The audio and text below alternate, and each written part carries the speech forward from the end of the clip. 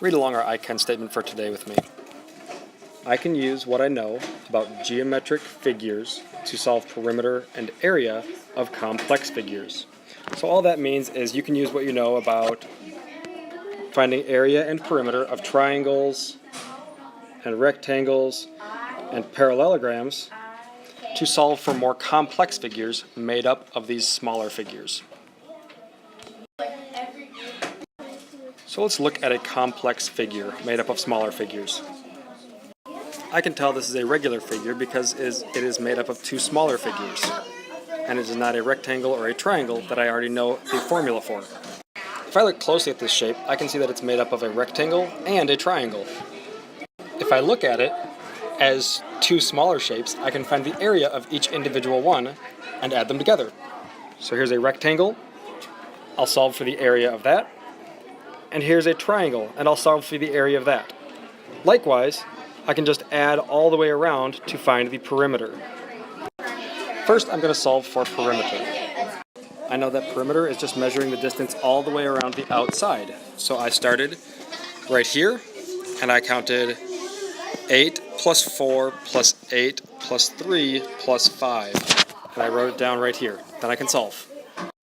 As you can see over on the left side, I solved for perimeter one step at a time by adding 8 and 4 to 12, and then 12 and 8 to 20, and I copy down the rest.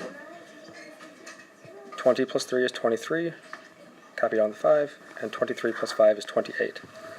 I know I'm measuring perimeter, so that I know that my label is not going to change since I'm measuring distance. It will be 28 centimeters.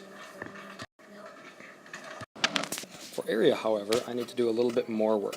I'm going to need to solve the area of the triangle and then the rectangle and add them together. So if I look closely at the rectangle, as you can see I've written in my formula or my equation down here, my dimensions are 8 times 4, and that will give me the area of this part.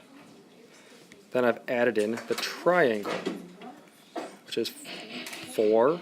I can see that from down here. It's the same length, 4 times 3.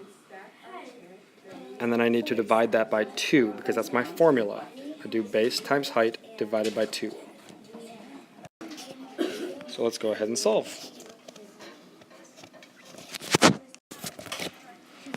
Eight times 4 is 32, plus 4 times 3 is 12, but then I need to divide that by 2. So I have 32 plus 12 divided by 2 is 6. If it helps me, I can put those labels inside of the complex figure so I remember what they mean. But I have also labeled them up here so I can keep track of them. So if you look closely at my figure now, I've put in 32 centimeters squared and 6 centimeters squared. I could also do 32 square centimeters or 6 square centimeters.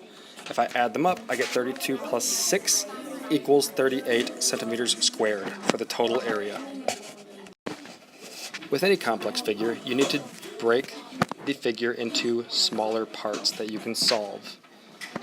Look for rectangles, triangles, and parallelograms to help you solve the area of a complex figure. Perimeter, we know, is just the distance around, and you've had plenty of practice with that. Have fun!